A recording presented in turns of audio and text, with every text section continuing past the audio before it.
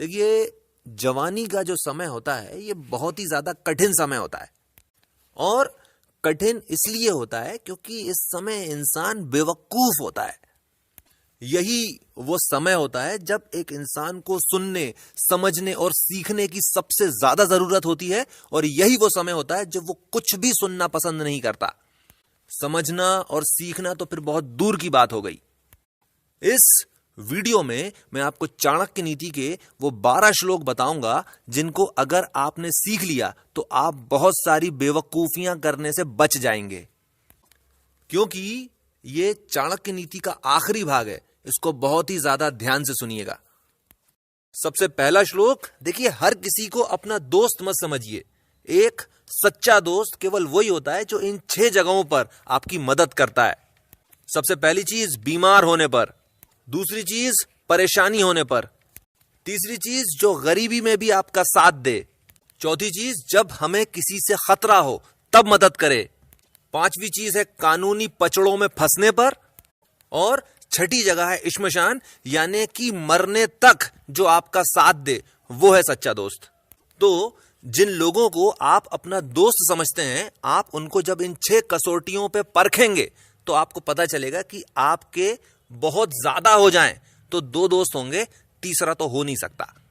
यानी बाकी के जितने भी लोग हैं, तुम मरो या जियो, उन्हें कोई भी फर्क नहीं पड़ता।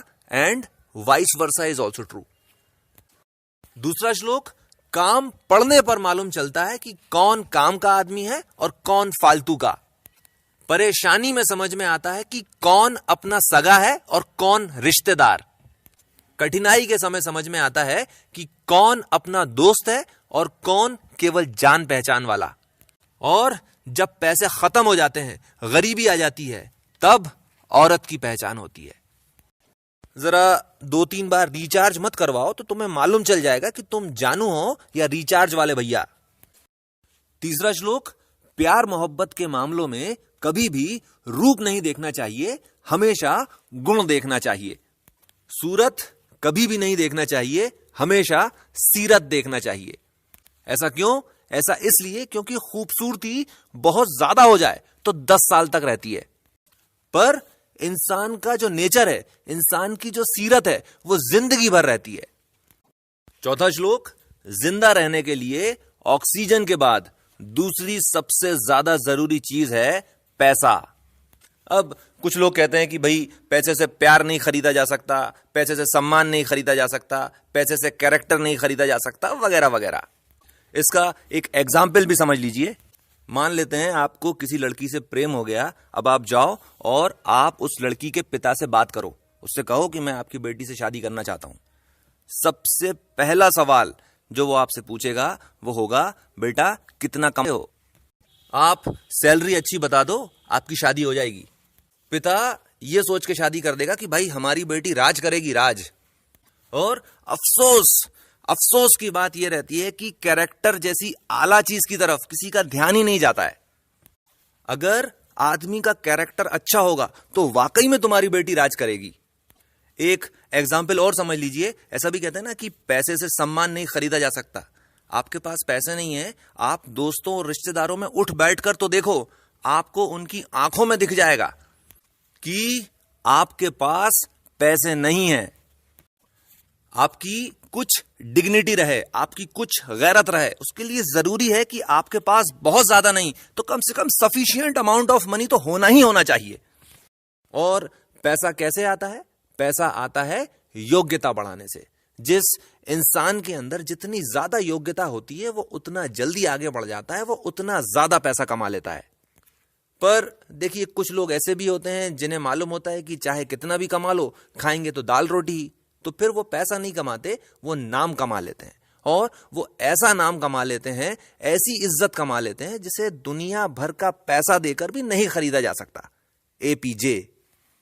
और इसीलिए भले ही चाहे तुम पैसा कमाना चाहते हो या नाम कमाना चाहते हो, तुम्हें अपनी योग्यता बढ़ानी पड़ेगी। और योग्यता कैसे बढ़ती है? योग्यता बढ़ती है ये 4 चीजें करने से।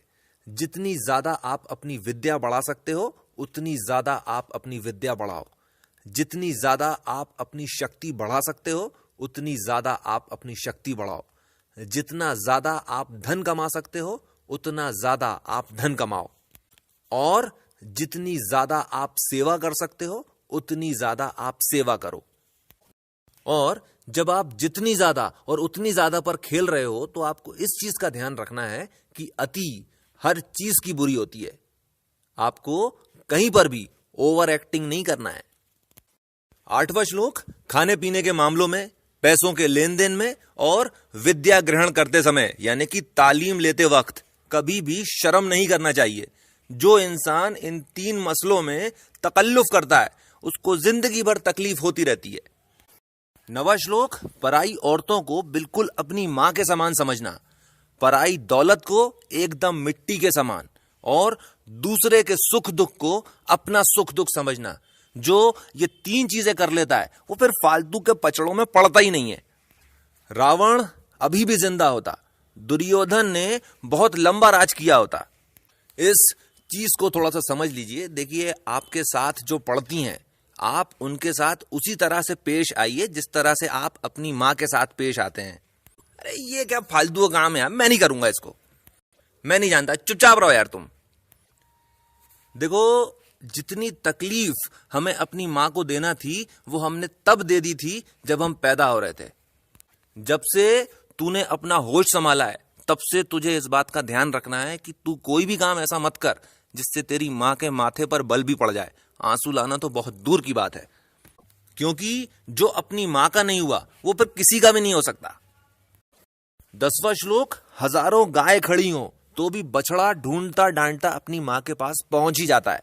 और उसी तरह से तुमने जो कुछ भी काम किया है उसका फल तुम्हें ढूंढता ढांढता तुम्हारे पीछे पीछे आ ही जाएगा। और इसीलिए हमेशा अच्छा काम करना चाहिए। अच्छा नहीं कर सकते तो अच्छा काम करने की कोशिश करना चाहिए, और अगर बुरा काम करना भी पड़े तो अच्छी नीयत के साथ करना चाहिए। 11वां श्लोक, देखिए, कोरी पॉजिटिव थिंकिंग से कुछ नहीं होता, निगेटिव थिंकिंग होना बहुत ही ज्यादा जरूरी है। भाई, एक आदमी IAS की तैयारी कर रहा है, उसको ये चीज सोच के चलना चाहिए कि अगर सिलेक्शन नहीं होगा तो फिर वो क्या करेगा, दूसरा अटेम्प्ट देगा, तीसरा चौथा, अब क्या करेगा, अब बता। पॉजिटिव थिंकर ये कहेगा कि भाई आप ऐसा सोचते ही क्यों हो कि आपका सिलेक्शन नहीं होगा। आप ऐसा सोचो कि मैं कुछ भी हो जाए मैं असफल हो ही नहीं सकता। क्यों, बारात में आए हो। वहीं जो एक निगेटिव थिंकर होता है वो पहले ही उसको ये चीज मालूम होती है कि ये बहुत कठिन एग्जाम है, हर एक का इसमें सिलेक्शन नहीं होता, तो वो पहले से ही एक प्लान बी तैयार रखता है। वो आग लगने पर कुआं नहीं खोदना शुरू करता। परेशानी आने से पहले वो परेशानी दूर करने का तरीका ढूंढ लेता है। 12वां श्लोक, देखिए, अपने लिए तो सब जीते हैं, असल इंसान तो वो है जो दूसरों के लिए जीता है। इससे ज्यादा बड़ी बेवकूफी की बात तो कोई हो नहीं सकती। सबसे पहले अपने भले के बारे में सोचो। आपका पेट भरा रहेगा, आपके पास पैसा रहेगा, आप फिर जाके समाज की बहुत अच्छे से भलाई कर सकते हो। अगर आप पहले ही समाज की भलाई करने चले जाओगे तो आप भूखों मर जाओगे। सबसे पहले मैं, फिर मेरा परिवार, और उसके बाद फिर दुनियादारी शुरू होती है। भाई, इंसान को मतलबी होना चाहिए। अगर आप सेल्फिश नहीं हो, अगर आप अपने बारे में नहीं सोच रहे हो, तो आपके खुद के लिए जो सबसे बड़ी जिम्मेदारी है आप उसको नहीं निभा रहे हो। इसके साथ मैं अपनी बात खत्म करता हूं।